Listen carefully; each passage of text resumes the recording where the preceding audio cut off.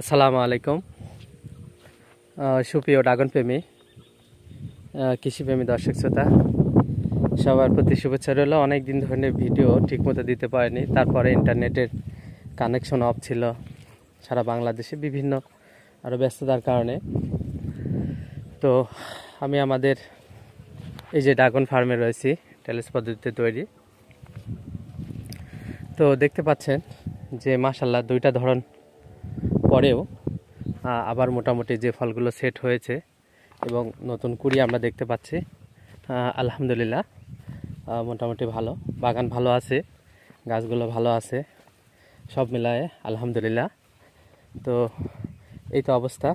বৃষ্টি হয়েছে কালকে, তো আমরা স্প্রে করলাম ম্যানকোজেব কার্বনডাজিম গ্রুপের ছত্রাকনাশক, আর সাথে আমরা দিয়েছি 2.5 ইসি, যেটা মিলিবাগ দমনের জন্য কাজ করে।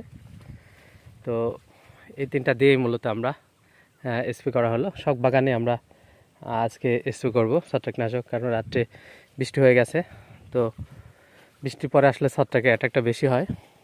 এরপরে নতুন কুড়ি আবার কিছু আসবে আশা করি, যেহেতু প্রখর রোদের পরে বৃষ্টি হয়েছে। আবার এই কুড়িগুলো একটু বড় হয়ে গেছে, তা আবার কিছু কুড়ি আসবে। এই জন্য এই সময়টা ছত্রাকনাশক স্প্রে করাটা খুবই জরুরি প্রয়োজন।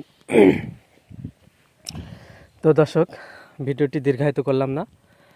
যারা ছত্রাকনাশক স্প্রে করেননি বৃষ্টির পরে, অবশ্যই দ্রুত ছত্রাকনাশক স্প্রে করে দেবেন। সেক্ষেত্রে অবশ্যই ম্যানকোজেব কার্বনডাজিম ব্যবহার করা সবচাইতে ভালো।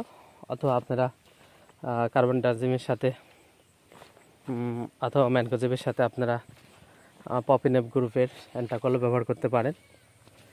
আবার কার্বনডাজিমের সাথে আপনারা অ্যামিস্টার টপ যে ছত্রাকনাশক আছে সেটাও স্প্রে করতে পারেন। মোটামুটি ভালো ফলাফল পাওয়া যাবে। তো ধন্যবাদ সবাইকে আমাদের সঙ্গে থাকার জন্য। আল্লাহ হাফেজ।